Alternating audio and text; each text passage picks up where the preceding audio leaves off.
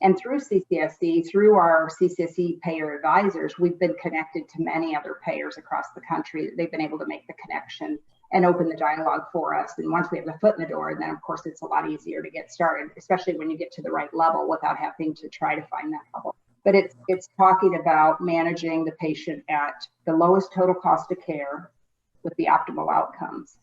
And there's no one better equipped, no one, and I don't care what shape or size the HTCs are, there's no one better equipped to do that than the HTC. Now, whether they're doing it or whether they're telling the story appropriately, right? Because that's the other component.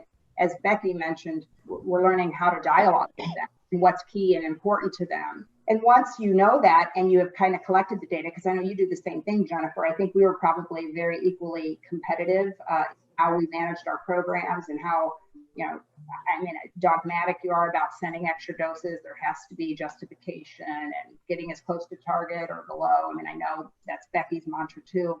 It was mine. But it's telling that story to payers. It's speaking about it in a way that they understand it.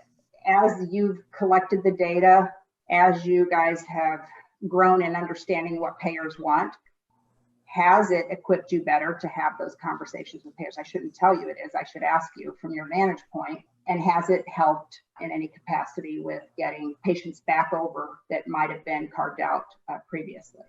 Yes, I would say absolutely. It has helped us, one, start the conversation, and then determine the best way to have that coordinated approach in order to make sure that we are meeting the needs of the patient and being sensitive to the payer. And oftentimes it's a self-insured plan around the cost that's involved here, and making sure that we're able to explain to them how carving us out has often led to fragmented care and also higher costs for them. And if they can, just have a chance to kind of see how allowing not just the HTC for the clinical side, but also for the pharmacy side to be in network and to provide that total comprehensive care for the patient, in the end ends up being most cost effective, but also most clinically effective for the patient as well. That's the key. I have run into many HTCs, and even today, even people who've been in the business their whole careers, we have a tendency to want to say, I don't know why I have to explain what I do. Look at how much we do, and we're still likely cheaper in cost. I know we were at our center, but let's just say the center isn't cheaper than the specialty pharmacy. At a minimum, let's say they're the same. But look at all the services. They get the medical care, the nursing, the coordination services, social work, etc., PT. All of this is part of what a hemophilia treatment center delivers. And so why are we even being challenged? Well, the bottom line is payers don't know that. They simply do not know. No other medical field, no one has a model like this, where all the care is bundled, if you will, and paid for by those patients who use the pharmacy program largely.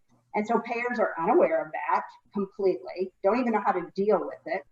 And frankly, when you ask them about an HTC, are you saying you have a problem getting in our medical network? No, generally that's not the issue. The issue is the pharmacy piece. But again, they don't know about it. They don't understand it. And so it's how you speak that language and how do you kind of have that conversation, that dialogue with payers to get them to see the whole picture, and how having that coordination internally. If the pharmacy gets the call, the patient needs clotting factor. They identify, does the patient have they had any breakthrough bleeds? Let's say there's been more than one. They can let the clinical team know immediately.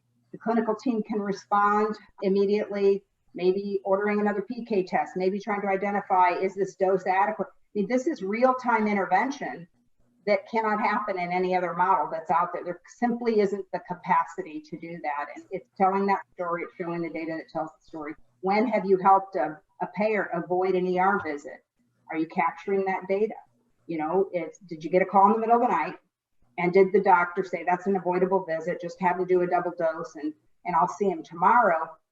Is that captured anywhere and shared with the payer? Because this is the kind of stuff that sets the HTC apart.